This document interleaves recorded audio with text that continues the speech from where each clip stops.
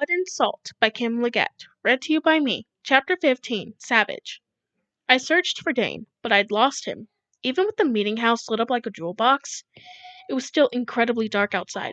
The kind of dark that pressed in around me like a lead veil. I walked to the shore, watching the ripples fade to black. The clouds obscuring the moon sailed past, giving the water an odd veneer like the film on an old dog's eye. You shouldn't have come here. Dane's voice slipped from the shadows. The blood seemed to flutter in my veins.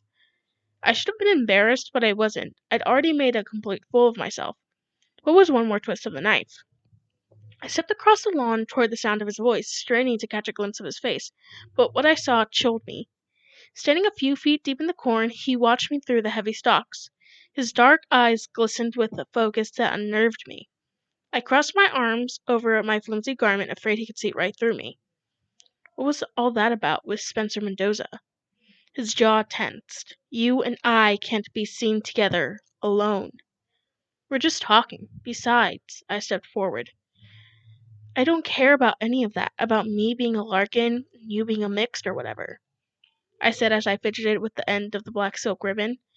I care. His voice had a menacing edge. We take tradition and honor very seriously in Quivira. I didn't mean it like that.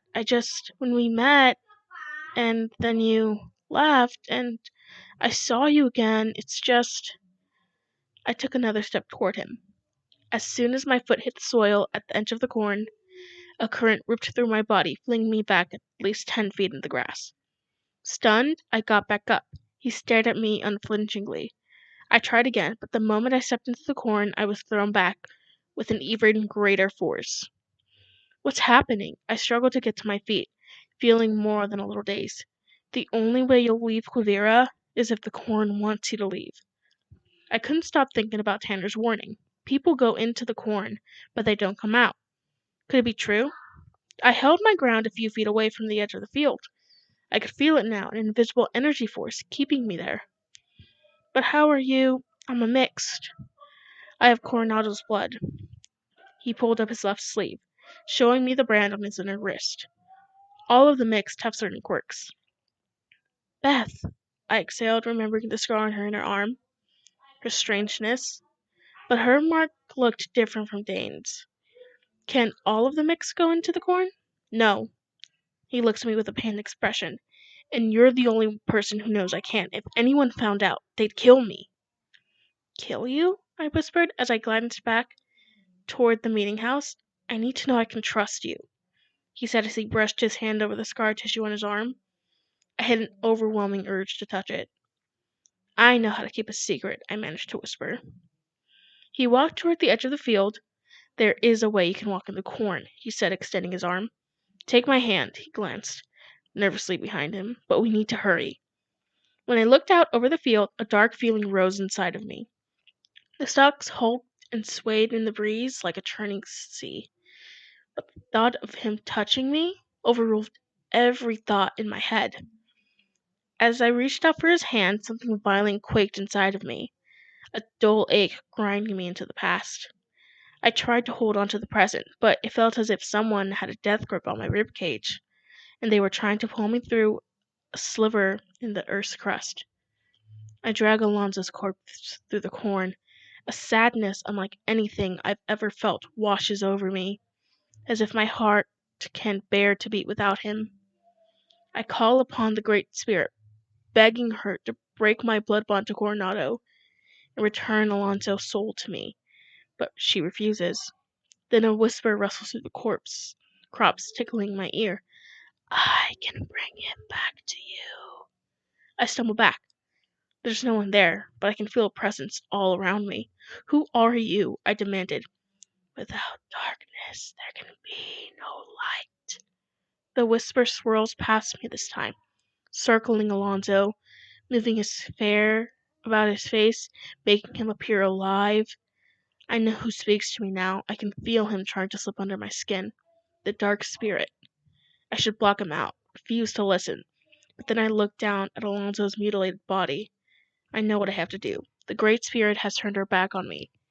She made her choice, as I must make mine. What do you want of me? I ask. I'll do anything to bring him back. The whisper then seeps inside my throat. I breathe his power into my lungs. The dark spirit etches the terms across my heart. Let him go. A voice behind me pleads. I turn to see Ayana, her long plaited hair, eyes shining like a wet shale. The Great Spirit knows best. You must accept your fate. I can't, I scream, tears running down my face. I love him. There are other ways to break the blood bond, not ways to bring Alonzo back to me. If you turn your back on the Great Spirit, I will be forced to turn my back on you. Ayana's words cut right through me. My entire body trembles. I cannot let Coronado win. Cannot let Alonzo go. I will have my vengeance. Ripping the stalks from the field to form a circle, I cut my wrist with my golden blade and walk along the rim. Letting my blood seep deep into the soil, I con upon the dark spirit. Akistaru takunsta. Oh, Katya, stop! Ayana races towards me, but she's unable to enter the sacred circle. I dig my hands deep within the soil. The ground grumbles in defiance until it finally gives way, taking Alonzo's body down with it, forming a deep crevice in the center of the circle, a gateway to the dark spirit. I feel the light leaving me and the darkness taking hold, consuming me. I know what must be done. Every great deed requires sacrifice, and so it shall be. Ashlyn! I was thrust back into the present, standing at least 30 feet inside the corn, Dane bracing my wrist.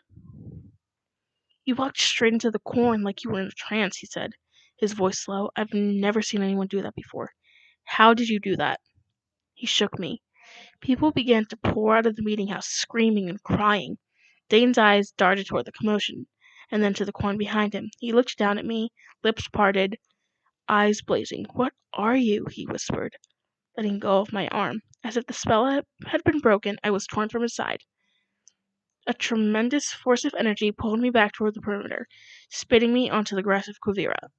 Rhys and Beth spotted me. As they ran across the lawn to reach me, I peered back at the corn, searching for Dane. The look of savage beauty on his face nearly shattered me as he stepped back, letting the dark green stalks envelope him.